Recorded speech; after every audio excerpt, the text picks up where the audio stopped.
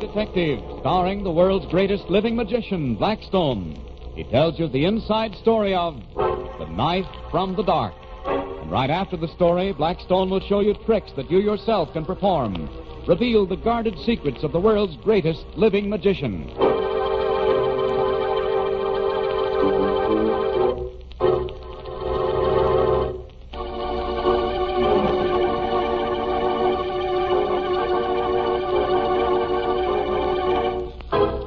Now, stand by for Blackstone, the Magic Detective.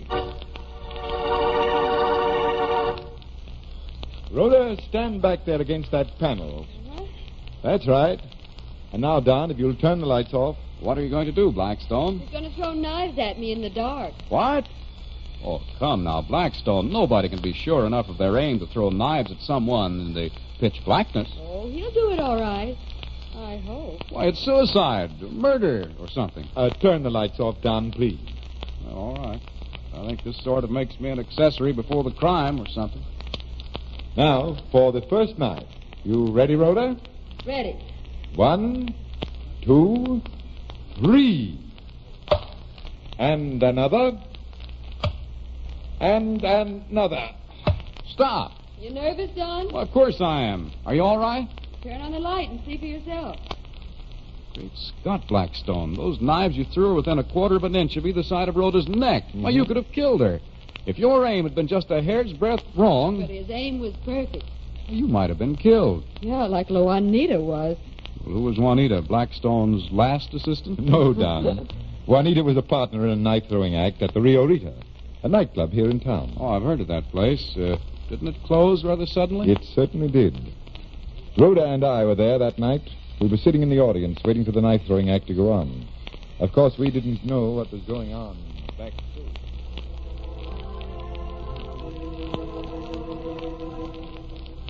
Juanita, you're my wife, and I want you to remember it. Stop playing around with Lafarge. Oh, you're crazy. I never even look at the guy except in a business way. He owns this cafe. Don't forget that. I'll handle all the business dealings for this team. Oh, I'm sick and tired of your insane jealousy, Carmel. I'll see who I want to see and do what I want to do. You're forcing me to play around with Lafarge with your accusations. That's a good one. I suppose you don't flirt with him every chance you get. Oh, you wouldn't even believe me if I told you, but Lafarge asked me to go away with him, and I refused. Fat chance of that being true. Oh, I didn't think you'd believe me. You lay off him or I'll kill you and him, too. I swear I will. Oh, fighting you two? Shut up. Juanita and I are finishing out our week, and then we're quitting. I won't have you fooling around with my wife. We'll discuss this later.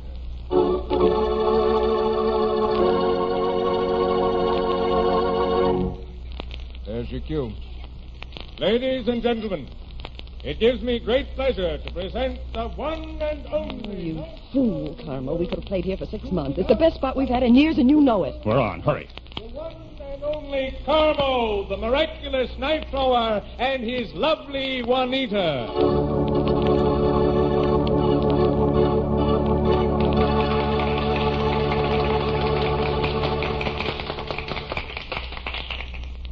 Carmo is the only knife thrower in the world who will throw knives in the dark. Juanita will stand over there to the right of the stage against that mammoth checkerboard. And Carmo will, out of the darkness, throw knives at her. See the knives he holds in his hand. Each is winged death if not aimed correctly. In order that you will be able to see the knives as they hit the board, we have arranged colored lights to flicker over the lovely Juanita. Are you ready, Carmo? Places.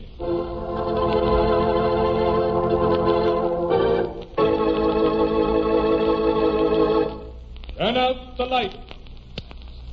And now, out of the darkness, the knives will start flying. Carmo is winding up the throw. There. And now another. And now another. And again. The lights. Turn on the lights. Oh, Juanita's hurt. She's dead. Oh. Look, that last knife is in her heart. Juanita, the knife killed her. Stop him. Stop, Carmo. He did it. He killed her. You. I'll get you for this. Call the police, someone. Oh, poor Lafarge. He had to shoot Carmo in self-defense. Ladies and gentlemen, I'm sorry for what has happened. You all saw how I had to shoot this poor man in self-defense. We're calling the police. If you will take your seats for a few moments. Let's... I want to see that board. Why, certainly, but I don't see... Come, Rhoda, up on the stage. Really, Mr. Blackstone? Stay where you are, Lafarge. I want to test that board.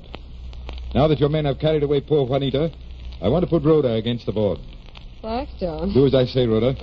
Lafarge, stand here by me. Well, certainly, but I don't I am see going why to complete the act that Carmo started, but with the lights on. And I'm going to use no knives. Is this right? Shall I stand between the knives that are already here? That's right, Rhoda. Now I will wind up as though I were going to throw a knife. I let it fly and again... Get him. Get Lafarge. Lafarge, you killed Juanita. You killed Carmo. So he couldn't testify that his act was a phony and pin the murder on you.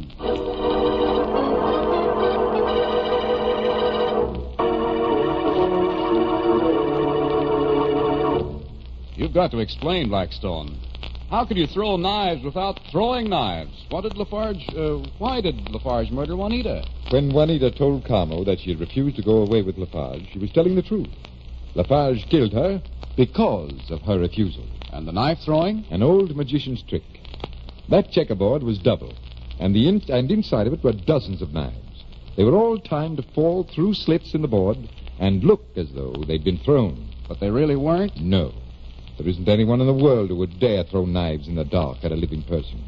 The flickering lights playing on the girl only served to confuse any aim more than ever. And you knew that? Yes, I did, Don. Carmo would have told that the act was a fake if Lafarge hadn't killed him. Lafarge threw that knife out of the darkness, and everyone assumed that it was Carmo. He alone knew that it wasn't. That almost was a perfect crime, wasn't it, Blackstone? Almost. But Blackstone knew too much about magic. And that act certainly seems like magic, doesn't it? Certainly does. Blackstone, so you solved another mystery by magic. That's right, Don. Well, I see you have a couple of hats on the table. Will it be a trick that our listeners can do? Absolutely. Because all they need, beside the hats, are some wads of paper. Like those lying between the hats? That's right, Rhoda. First, I pick up 2 wads of paper. Each represents a thief. And what do the hats represent? The hats are barns, where the thieves intend to hide. I drop one thief in a barn on the right, another in the barn on the left. That's fair enough. What are those 2 other wads of paper on the table? They are the sheep. Exactly 5 of them, Don, not 2, 5. Now the thieves begin to steal the sheep by calling them into the barns. Now watch how I put the 5 sheep in the barns.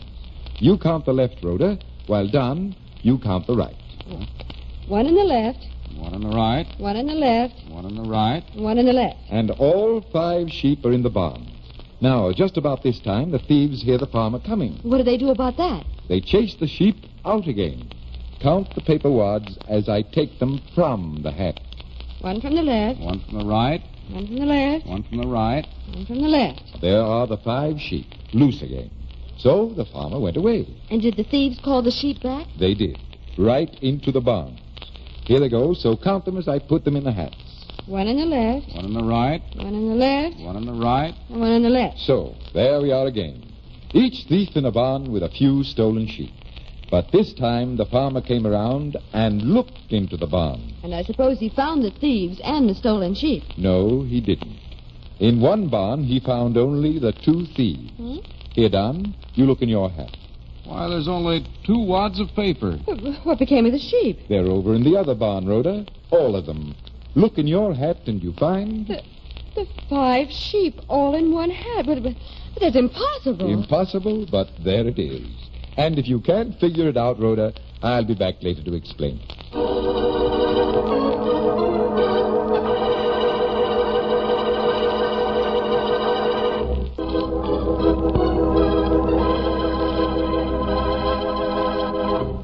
And now, Blackstone, will you please tell us how the thieves arrived in one barn and the sheep in the other? Well, it's very simple when you know how to do it, Rhoda.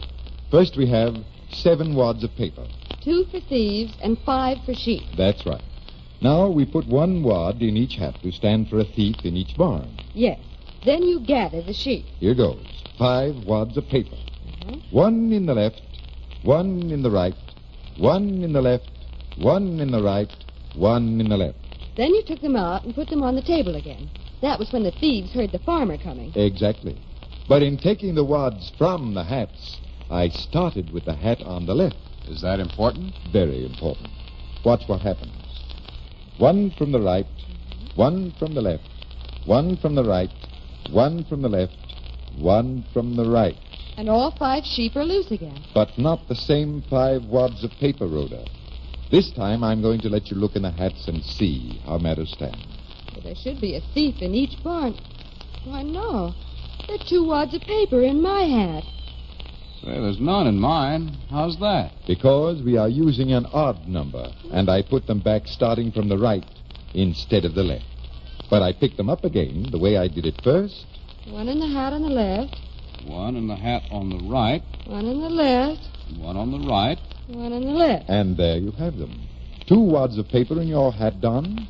The 2 thieves. And 5 in your hat, Rhoda. The 5 sheep. And there is the answer to the mystery. If our listeners try it, they will find it works as easily for them as it did for me. I hope you like that trick, ladies and gentlemen.